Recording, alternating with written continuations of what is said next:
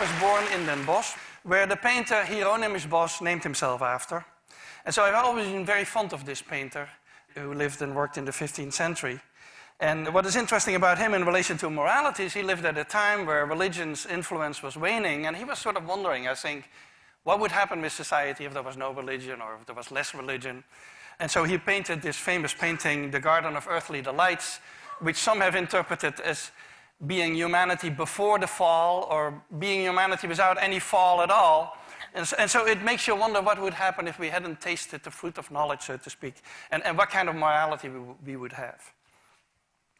Much later, as a student, I went to a very different garden, a zoological garden in Arnhem, where we keep chimpanzees. This is me at an early age with a baby chimpanzee. And I discovered there that chimpanzees are very power-hungry and wrote a book about it. And at that time, the focus in a lot of animal research was on aggression and competition. And actually, the whole picture of the animal kingdom, and humanity included, was that deep down we are competitors, we are aggressive, we are all out for our own profit, basically. This is the launch of my book. I'm not sure how well the chimpanzees read it, but they surely seemed interested in the book. Now, in the process of doing all this work on power and dominance and aggression and so on, I discovered that chimpanzees reconcile after fights. And so what you see here is two males who have had a fight. They ended up in a tree, and one of them holds out a hand to the other. And about a second after I took the picture, they came together in the fork of the tree, and they kissed and embraced each other. Now, this is very interesting because at the time, everything was about competition and aggression, and so it wouldn't make any sense. The only thing that matters is that you win or that you lose. But why would you reconcile after a fight? That doesn't make any sense. This is the way bonobos do it. Bonobos do everything with sex, and so they also reconcile with sex. But the principle is exactly the same. The principle is that you have a valuable relationship that is damaged by conflict, so you need to do something about it. And so my whole picture of the animal kingdom, and including humans also, started to change at that time. So we have this image in political science, economics, the humanities, philosophy for that matter, that man is a wolf to man. And so deep down our nature is actually nasty. I think it's a very unfair image for the wolf. The wolf is after all a very cooperative animal. And that's why many of you have a dog at home, which has all these characteristics also. And it's very unfair to humanity, because humanity is actually much more cooperative and empathic than they're given credit for. And so I started getting interested in those issues and studying that in other animals. So these are the pillars of morality. If you ask anyone what is morality based on, these are the two factors that always come out. One is reciprocity, and associated with it is a sense of justice and a sense of fairness. And the other one is empathy and compassion. And human morality is more than this. But if you would remove these two pillars, there would be not much remaining, I think, and so they're absolutely essential. So let me give you a few examples here. This is a very old video from the Turkish Primate Center where they train chimpanzees to cooperate. So this is already about 100 years ago that we were doing experiments on cooperation. And what you have here is two young chimpanzees who have a box, and the box is too heavy for one chimp to pull in. And of course there's food on the box, otherwise they wouldn't be pulling so hard. And so they're bringing in the box. And you can see that they're synchronized. You can see that they work together. They pull at the same moment. It's already a big advance over many other animals who wouldn't be able to do that. And now you're going to get a more interesting picture, because now one of the two chimps has been fed. So one of the two is not really interested in the task anymore.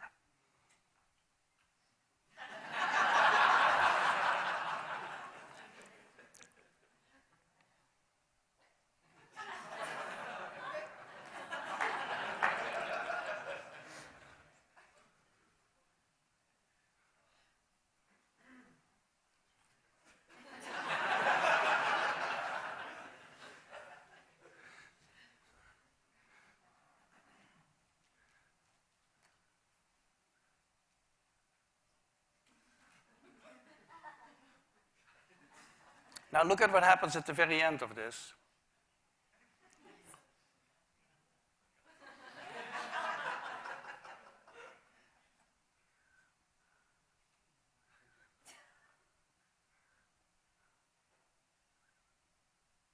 He takes basically everything. So there are two interesting parts about this. One is that the chimp on the right has a full understanding he needs the partner, so full understanding of the need for cooperation. The second one is that the partner is willing to work even though he's not interested in the food. Why would that be?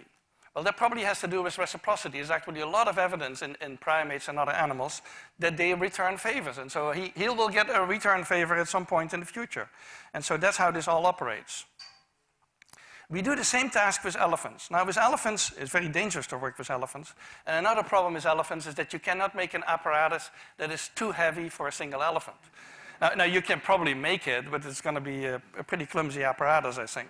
And so what we did in their case, we do these studies in Thailand with Josh Plotnick, is we have an apparatus around of which there's a rope, a single rope. And if you pull on this side of the rope disappears on the other side. So two elephants need to pick it up at exactly the same time and pull.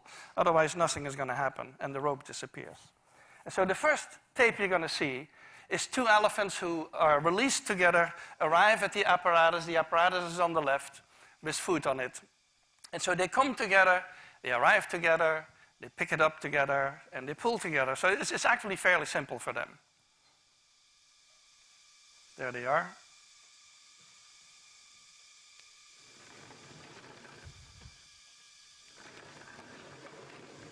And so that's how they bring it in.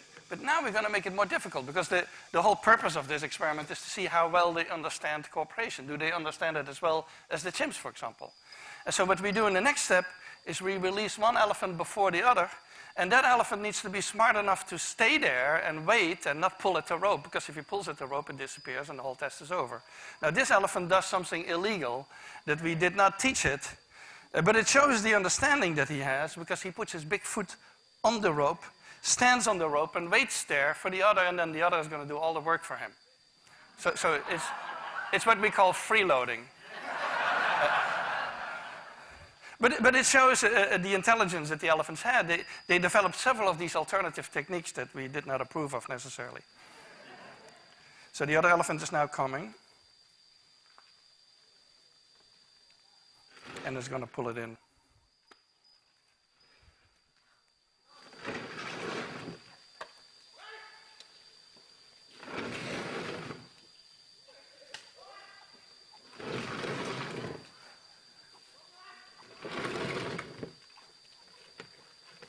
Now look at the other. The other doesn't forget to eat, of course. This was the cooperation reciprocity part. Now something on empathy. Empathy is my main topic at the moment of research, and empathy has sort of two qualities. One is the understanding part of it. This is just a regular definition, the ability to understand and share the feelings of another, and the emotional part. And so empathy has basically two channels.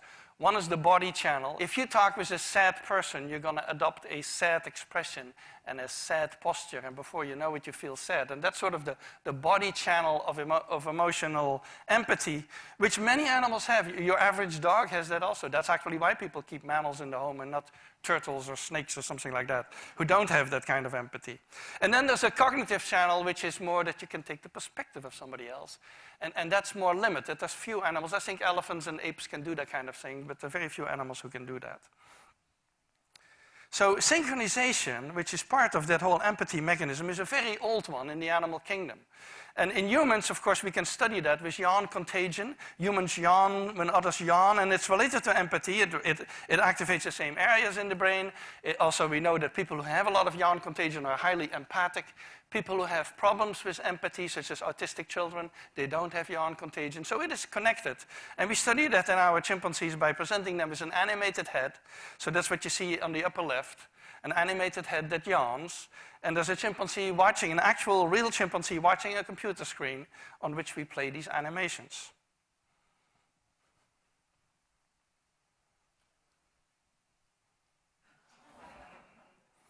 And so yawn contagion, that you're probably all familiar with, and maybe you're going to start yawning soon now, is something that we share with other animals. And that's related to that whole body channel of synchronization that underlies empathy.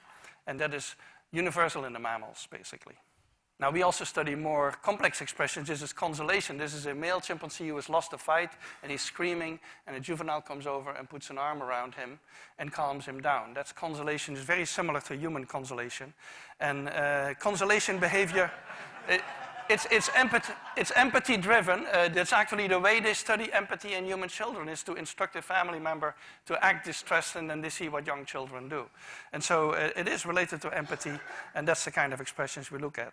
We also recently published an experiment, you may have heard about it, on altruism in chimpanzees, where the question is, do chimpanzees care about the welfare of somebody else? And for decades, it had been assumed that only humans can do that. Only humans worry about the welfare of somebody else. Now, we did a very simple experiment. We do that on chimpanzees that live in Lawrenceville, in the field station of Yerkes, and so that's how they live, and we call them into a room and do experiments with them. In this case, we put two chimpanzees side by side, and one has a bucket full of tokens, and the tokens have different meanings. One kind of token feeds only the partner who chooses, the other one feeds both of them. So this is a study we did with Vicky Horner. And here you have the two color tokens. So they have a whole bucket full of them. And they have to pick one of the two colors. You will see how that goes. So if this chimp makes the selfish choice, which is the red token in this case, he needs to give it to us. We pick it up. We put it on a table where there's two food rewards, but in this case only the one on the right gets food and the one on the left walks away, because she knows already that this is not a good test for her. And then the next one is the pro-social token. So the one who makes the choices, that's the interesting part here. For the one who makes the choices, it doesn't really matter. So she gives us now a pro-social token and both chimps get fed. So the one who makes the choices always get a reward.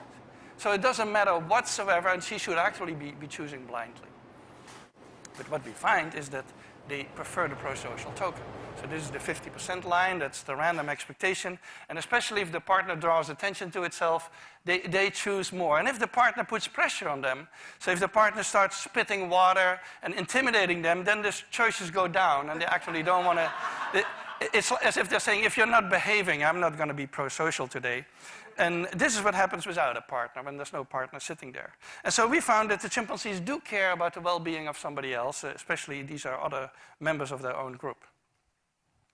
So a final experiment that I want to mention to you is our fairness study. And so this became a very famous study, and there's now many more, because after we did this about 10 years ago, it became very well known. And we did that originally with capuchin monkeys, and I'm going to show you the first experiment that we did. It has now been done with dogs, and with birds, and with chimpanzees. But with Sarah Brosnan, we started out with capuchin monkeys.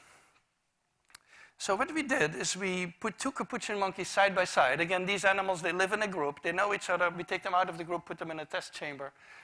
And there's a very simple task that they need to do. And if you give both of them cucumber for the task, the two monkeys side by side, they're perfectly willing to do this 25 times in a row. So cucumber, even though it's really only water in my opinion, but cucumber is perfectly fine for them. Now, if you give the partner grapes, the food preferences of my capuchin monkeys correspond exactly with the prices in the supermarket.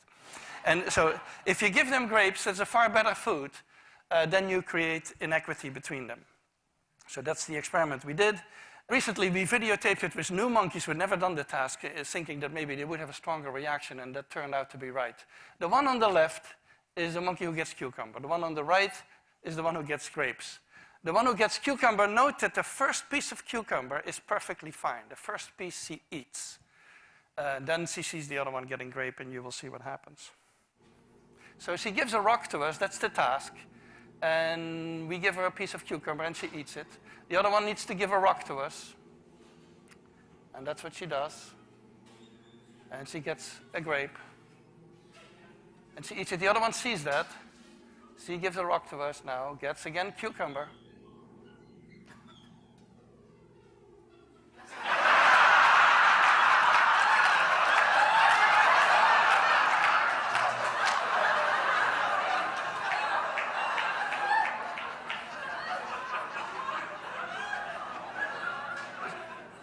She tests the rock now against the wall. She needs to give it to us.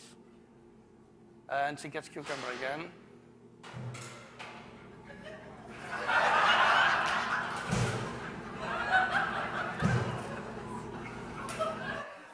So this is basically the Wall Street protest that you see here.